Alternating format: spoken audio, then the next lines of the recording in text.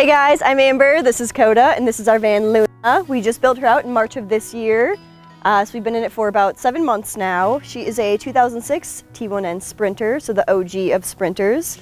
Come on in, check her out.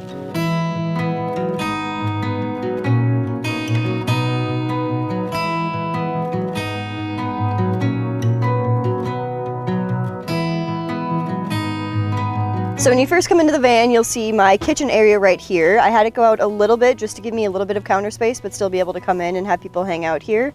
And to make up for all of that lost counter space, I added this, which doubles both as a countertop extension for my kitchen, as well as a table for the passenger to eat at, which we'll get to in a little bit here.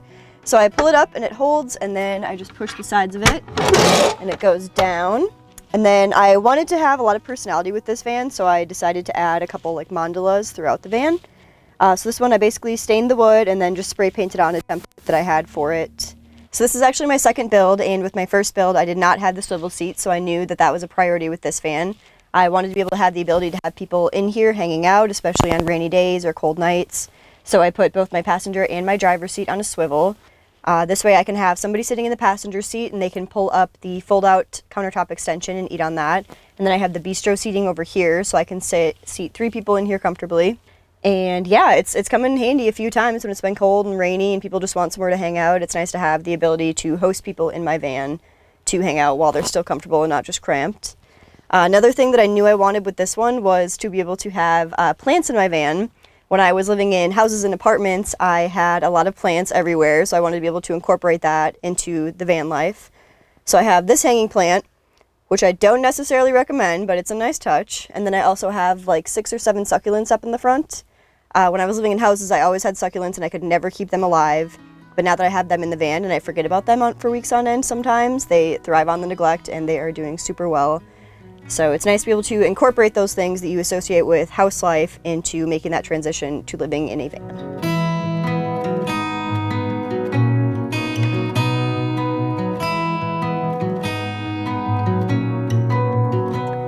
I decided to move into a van because I had checked all the boxes of all the things that I was supposed to do. I went to school, I got the nice studio apartment in downtown Minneapolis, I did all the things that I thought I was supposed to do. And after I did these things, I realized that something was still missing. So I decided to start traveling. I lived in about 3 different states after I left my home state of Minnesota. And then after that kind of evolved into me beginning basically a year and a half, 2 years of backpacking. So I moved all of my things back home to Minnesota, bought a backpack, filled it with all the things that I would need, and spent the next year and a half traveling to different countries and backpacking. And I came back after all of that and I was like, okay, now I've got it out of my system, like now I can settle down, now I can be happy. And I got a job working as a restaurant manager in Minneapolis. And I did that for I think about 8 or 9 months, and I realized that something was still missing, that I wasn't totally content with where I was in my life. And I had a friend at the time who lived in a van, so this was back in 2019. And after a few different life events happening, I decided to just start casually browsing Craigslist looking for vans, just playing with the idea, not really thinking anything of it. And that was when I found my first van, and it was on Craigslist. It was in Phoenix, Arizona, and I was in Minneapolis, Minnesota at the time. And within a week, I had flew down to Phoenix, bought the van, and drove the van back up to Minnesota to begin building it out. So over here we have the desk/workspace. I do go to school online full-time, and I also have my own jewelry business, so I knew that I needed somewhere where I could sit down and do work or work on jewelry. And this also doubles as the other half of the bistro for having people in here and eating. As with everything in a van, everything has to have a dual purpose. So this seat that I'm sitting on right now is actually my composting toilet. It lifts up, and it's a composting toilet that I made on my own. It's basically, it features a urine diverter, so it separates the liquid and the solid and keeps them separate. I do usually empty it about once a week, but it works really well, and it's nice not always having to go dig a hole anytime I need to do the dirty. All right, over here we have my produce basket. This is where I keep all of my fresh veggies, fruits, whatever. I put it in that location because when I swivel the driver's seat around, it actually like holds it snug, so it's not just swinging around everywhere, which is one of the biggest things that I was afraid of happening, so that is why that is right there. And then over here we have it's an RV window that I bought and then basically just cut a hole in the side of the van and created shims because the one that I bought, it was about 1 inch thick, and obviously the van metal is not 1 inch thick, so I had to put shims around the entire thing. But I opted for this one because I wanted something that I could open and be able to like get a nice cross breeze when I have both windows open. And I really like this one because you can also fully open it that way, and you can just stick your arm out there if you want to, or whatever you want to do with that. And then, so this piece right here, the trim, I had actually never done any kind of 90-degree cuts before. So just don't look too closely at it, because that was my first attempt. But yeah, I like the way it turned out. I basically just bought some trim from Home Depot, just stained it white, and cut it and threw it up there. And I think it just helps to bring like focus to that area and kind of hides all the imperfections that I made when I was making the cuts and making the shims. And then over here, we have my one and only mirror in the van. So I never really get to see what I look like, which is very dangerous sometimes when I go days on end without looking at my reflection. But I do like that about van life, is that it kind of forces you to not have that ego anymore and not worry about what you look like and what people think of you, whatever. You just kind of live your day-to-day life, sometimes never seeing yourself for days on end, and I think we could all use a little bit more of that. So one thing I knew that I for sure wanted with this build was a ton of overhead storage. My last van was a lower top, so I couldn't have any overhead storage, and because I have a jewelry business, I need to be able to store things within the van that I can easily access. So, and it actually ended up working perfectly. These are actually pre-built by Home Depot, I believe I got them at. And basically all I had to do was kind of like chop off the back corners of them and then reinforce them to get them to fit like the weird corner angle of the van. And then, yeah, I just threw them up there and it worked perfectly that I could have 4 of them going all the way back. And it somehow perfectly fit, which was amazing. So there's no awkward gap at the front or the back. But yeah, so up in this one, I keep basically all of my like toiletry stuff, cleaning supplies, books, essential oils, shower stuff, candles, things like that. And then in this one back here, I keep all or a lot of my kitchen supplies. So I have like plates, pans, cups, a bunch of like cooking spices and like soups and more of like the canned goods that I couldn't put in the produce bag. And also Coda has his own little section back here with like the brush and the pills and all of that fun stuff. All right, so over on this side, a lot of this is actually things that people have gifted me. This I actually got from working a jewelry show with a woman, and we did a trade for some jewelry, and she gave me this beautiful little crystal masterpiece, whatever it is. And then going over to this cupboard, this was a layout that I really struggled with because I knew I wanted some counter space on this side too for when I'm just like sitting in bed and want to put my water or whatever here. So I came up with this layout where my closet comes out a little bit further, and then I have this like recessed cubby right here. And in here, I have my cutting board in here, and then I also have all of my fuses right here, which go down to my battery, which we'll go to after this. Oh, and then I also, so I go to school online, and I took a lab class at one point, which means that they had to send me all of my lab materials, and I had to do labs in my van. And one of which was germinating seeds, so I basically had to turn this cubby into a little germination station. And so I had to put this bright UV light in here so that I could actually grow the seeds while I was living in the van and like keep them in a bright environment. And yeah, so that's why there's that light in there as well. And then down here we have my main closet area. This is where I keep all of my like dresses and sweaters and jackets and bigger, bulkier things that I couldn't fit in the upper cupboards. And then down here on the bottom, we have my battery, which I created basically a little lift door for. So there's the door here that I open, and then I can access the battery and the inverter and all of that fun stuff.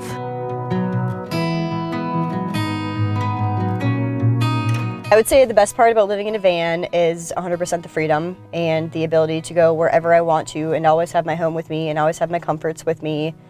And it's just really opened up the possibilities of what I can do and where I can go. So I would say the freedom is definitely my favorite part about living in a van, and just the simplicity of it. I mean, I know exactly how much water I use on a daily basis. I know exactly how much power I use on a daily basis. So it's really nice to really connect to like your usage and just know how much you are using in your everyday life. And just, I mean, being able to go park in the middle of the desert or in the mountains or on the beach and wake up and open that door and have a new front yard every day is a pretty amazing thing. And this is the sink area here. We have a 2-burner propane stove, which goes down to my big propane tank down at the bottom. And then I have the sink over here. This is actually a ceramic bathroom sink that I bought from this woman. She hand paints them in Mexico. And then I initially wanted to have a copper sink, but then after seeing other people with copper sinks and seeing how much work it was to actually maintain that copper sink, I opted to just go for a copper faucet instead. And the way that I rigged this is that I basically rigged a 12-volt wire up to the sink that then goes to a toggle switch down here by the door. So to turn the sink on, I actually don't use this at all. I only use this toggle switch. And it just pulls the water right out from the tank underneath. I have 18 gallons of fresh water. So over here we have all of my silverware. Because I don't really have any drawers in the van, well, I have one drawer, I opted to just have silverware that was easy access. And so I decided to buy this magnetic strip, and I basically just stick everything to it, and I have taken this van on some extremely bumpy roads and have never lost anything on here. Like, you can see that they're pretty solid on there and they stay. And then I have this basket right here, which is kind of just random things. I have like metal straws in here, toothbrush, toothpaste, painting brushes, pens, just things that I didn't really have any other place to go. And then over here I have like super glue, because I have needed super glue so many times and have not been able to find it, so I made it a priority to make it very easy to access. And then up here we have my magnetic spices, and I have been thoroughly impressed with these. I was a little bit apprehensive about getting a magnetic strip with all of my spices, but I, again, haven't lost any of those on any of the bumpy roads that I've been on, surprisingly. And it's nice to have somewhere where it's easy access and I don't have to go digging for each individual spice. So yeah, 10 out of 10 recommend from my experience. Alright, so up here we have more spices, just because I love cooking and I love using a variety of different spices, and this was not enough for me to have all of them. So we have a lot of spices up here, and then I just keep like snacks up here, baking supplies up here. For washing my dishes, I do normally just use a concoction like this, which is basically just half water, half vinegar, and then I put orange peels in it to make it not smell like vinegar. And then I just spray my dishes down, wipe them off, call it good. It really helps me to keep my water usage down, which allows me to be out in nature more and in town filling up water less. So under the sink here is where I keep all of my garbage, my water tanks, my propane tank, and my recycling. This is also where I keep Coda's food container. He's obviously a very big dog and goes through a lot of food. So I have I think it's like a 5-gallon, maybe 10-gallon bucket underneath there that I keep all of his food in, as well as extra paper products like toilet paper, paper towels, and more cleaning supplies. My fridge right here is a Costway fridge. It does have the dual compartment, so it has the refrigerator and the freezer. I actually just use the entire thing as a refrigerator because it's very few and far between that I buy anything that is frozen. It is 12 volt and it pulls very little, and it also has the eco option on it, which helps it to pull even less, so it only powers on when it reaches a certain temperature. So the first thing a lot of people say when they come in here is how colorful it is, and that was really what I was going for with this rig. My first fan was basically just like bare wood, white ceiling, white everything, and it worked. It was cute, but I really wanted this one to be a reflection of myself and the things that I love, and I love colors, which is why you see like 5 different stains of color in here, and my window or my door covering over there is just full of different colors of fabric. I really just wanted this van to be bright and colorful and homey, and I wanted it to really reflect myself and be one that I wanted to build out for me and not necessarily for the purpose of testing it out and then selling it to somebody else.